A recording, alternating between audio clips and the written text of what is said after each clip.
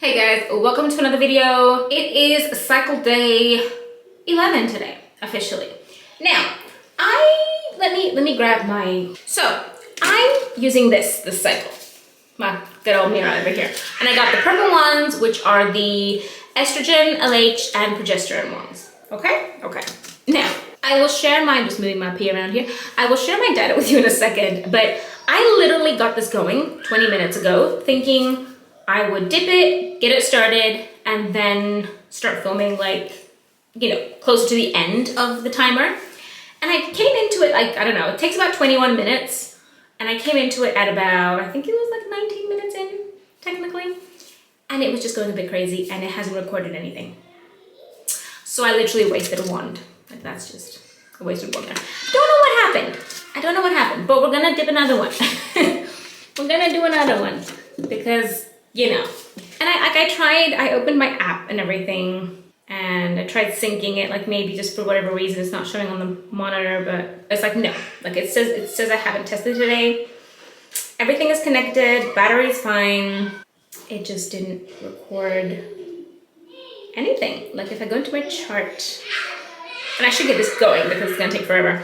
No, it just has cycle day 9, cycle day 10, nothing for cycle day 11. So we're doing another one together because, you know, I thought I would be smart and try and save you guys the countless hours of waiting. But apparently, no, we're doing this together. So let me just make sure that this is ready to, okay, ready to test. Yes? Yes, you are good. Okay. So we dip for about 20 to 25. So 1, 2, 3, 4, 21, 22, 23, 24, 25.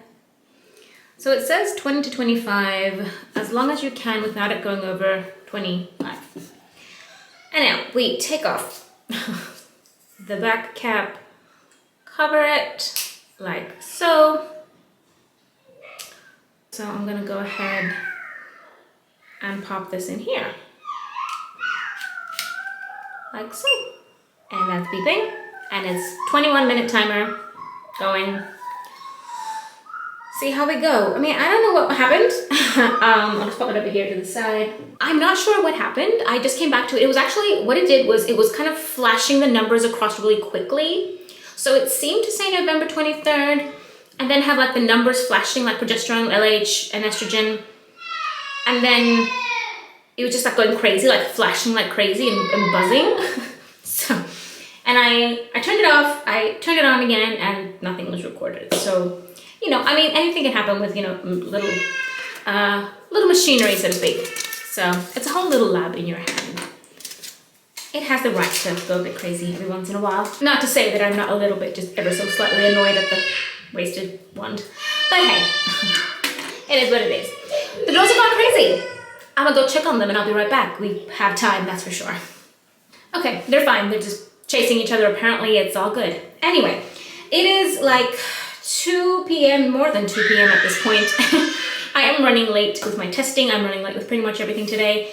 It's just one of those days. I usually like testing around 12 p.m., but it is what it is. Anyway, I am, do you hear them? Do you hear them? So while we're waiting for that, I just wanted to quickly clarify something because in my previous video, when it came to like my update for last cycle, etc., I was very flustered. I was in full just like burnout mode. I was done with everything. And as I said in that video, I don't know if I'm making sense because I honestly, yeah. So I was just kind of voicing my frustrations and voicing, you know.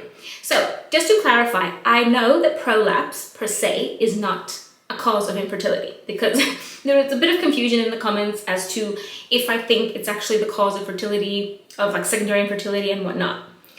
What I meant was that the way my prolapse is working right now, so I have rectal prolapse as well as urinal prolapse, you know, the urinary tract, basically my urinary tract, just, you know.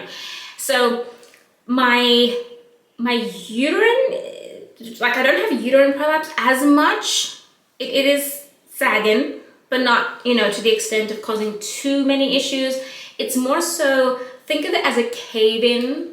So ever so often, not always, not constant, especially the rectal prolapse. I didn't have any rectal prolapse my first pregnancy. This was something new. So it kind of just happens and it pulls up again, I guess. It's kind of, yeah. So what happens from time to time is it kind of caves in and it kind of seals itself, basically. So getting a bit graphic here, if you guys don't like, talking about this kind of thing. I don't know what you're doing here, to be honest, but hey, you can move on just a few minutes down the video. But it's basically kind of like making, push up against skin, just my rectal wall or the urinary tract wall. Like it's pushing up against stuff that it shouldn't be. It's not necessarily painful. Sometimes there are some rare occasions where it is, but it's not usually, which makes me not really realize that what exactly is going on until after, where I realized that, okay, everything has literally just stayed right out there. So yes, some will get through. Yes, most of the time I would say it's not a constant and it's not 100%. Like it's not stopping everything from getting through, because that's their job. The soldiers got to get through. So they're going to work their way through. And there are many women who get pregnant multiple times with prolapse. Prolapse itself is not the cause for infertility. However, it can make things harder depending on your body, depending on your own personal circumstances. So in my case, it would seem that there's a bit of a cave-in effect, causing everything to just kind of stay lower than it should and not move up. And if I jump up straight away and kind of start moving straight away, then that automatically means our chances are lower, basically. So it's not a cause of infertility, but it is definitely not helping. So it's not fun. It's not a fun thing. It's not something I am, but there are a lot of things that you can do to kind of fix it. There were a few comments as to why I haven't fixed this first and then continued on to a pregnancy. There are many people who get pregnant with prolapse, as we said before. Prolapse was not something that I thought was going to cause me issues. My main thought process was, I will fix that once I'm done having babies. Basically, and I think that's pretty much what every woman with prolapse technically thinks. It's like, once you're done with that aspect, then you can fix it. Because every time you get pregnant and every time you have a baby, your pelvic floor just, gets demolished, basically. So the prolapse, anything you might have fixed or healed or whatnot would probably kind of go backwards again. Now, I did have a couple of physio appointments before we left Australia. Here, where we are now, I have not done any physio whatsoever. I kind of just left it completely. And that is kind of the reason why I feel like it has been getting steadily worse, because I've definitely been doing things I shouldn't be doing whilst in this state. And again, it's something that will get worse when you're sick, when you have a cough and you're constantly coughing, when for whatever reason you have to strain. There's just multiple things that can make it worse. And then there's different things, like I do some kegels, kegels, you know what I mean. I try and do, I have like different workouts and stuff that I kind of have from my physio, as well as another course that I had purchased with a lot of information, I don't even remember what it's called right now. But I wanted to really start that and do it properly. I cannot be consistent with it. I'm terrible with consistency, it's the one thing where I want to be consistent, but I can't. So I'm working on that, ADHD and all. But sometimes it will improve, especially the rectal prolapse, which is something I had no idea was a thing. I had no idea rectal prolapse was a thing until it happened to me, practically. I just thought that, the pelvic floor, it was like the uterus and maybe your urinary tract. I did not know that the rectal wall could also do that. So, depending on what I'm doing, maybe a little workout if I remember to do one every so often. Kegels randomly throughout the day as I'm kind of, remembering that, oh no, I've got my organs wanting to leave my body. And it kind of pulls, like my rectal wall prolapse will kind of pull up easier because it's fresher, I'm guessing. It's not from my previous pregnancy anyway. The urinary tract one is a fun one. It's a fun one because It's the one that causes me the most issues. I can really feel that one. But yeah, I just wanted to kind of clarify that a little bit because I know that there was quite a bit of, you know, chat down in the comments with people who either have it themselves and were saying, you know, it's not infertility, like the cause of infertility, and then other people, you know, suggestions, whatnot. I know, I know. It was just, I know I didn't clarify in that video, and like your comments were very well meant, and you were very right with what you were asking based on what I said. But yes, no, I know, don't worry. I'm aware that it's not, it's just simply making it a lot harder than it has to be, which is frustrating. It's just like, yeah, like if we had, normally you have a 50-50 chance anyway, right? So say we have a slightly diminished chance for whatever reason, just life, I guess. This is cutting even that in half because it's kind of like, is everything getting through? If like only a small amount is getting through, and then how many are even gonna get to the egg? And yeah, it's just all of that, all of that. With that being said, I'm gonna see how much time we have on here because you know how it goes. Okay, I have 10 minutes already gone, which means I've been talking for way too long.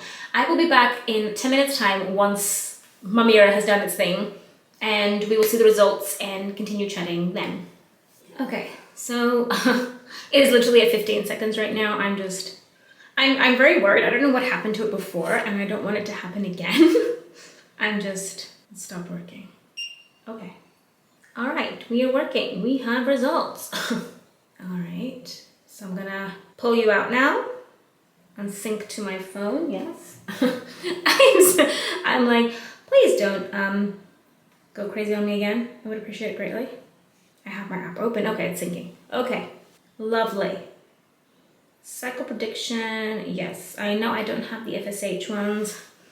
I was tempted, but I didn't get them. I didn't get them. Okay, so we are at 712.4. So my LH, okay, hold on. Let's pop you down. Okay, so. Let me go my chart. I love my chart. Okay, so at this point, my progesterone is going down slowly. My estrogen went up yesterday, like really went up, and now it's gone down. And my LH has slightly gone up. So I started on, let me see. I'm gonna try and put like, I don't know, an image here of my chart. So we have cycle day 9, my LH was 6.6. It then went up to 7.5 yesterday, cycle day 10. And today, cycle day 11, it is at 12.4. So it is rising, it would seem. Not very high, I will say.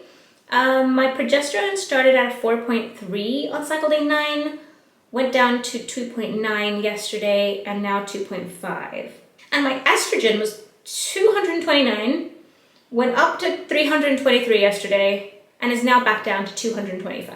So, we are, something that scares me with using Mira, that I'm scared that it will show me like that my progesterone is like non-existent or something.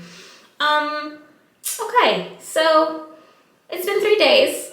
As far as Mira is concerned, it's saying that ovulation may start in 1 day. I don't know, like the last cycle I did with Mira.